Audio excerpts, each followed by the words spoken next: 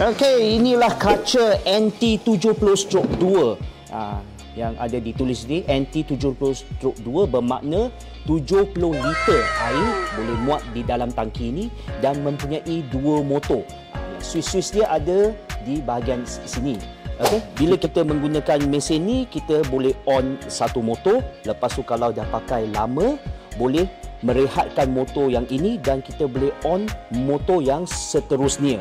Alright, bila mesin ni dah penuh dengan air, cara membuang air dia sangat senang. Hanya keluarkan bahagian belakang ni dan air akan keluar. So tak perlulah mengangkat mesin ni. Lepas tu ada lagi satu feature yang amat baik, ialah dia anti-static. Anti-static bermakna di bahagian bawah ini mempunyai satu rantai.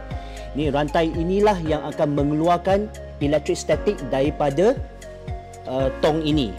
Disebabkan masa kita vacuum, charge elektrik akan terkumpul di bahagian ini dan akan menyebabkan renjatan elektrik. Itulah disebabnya kita ada rantai di bawah ini.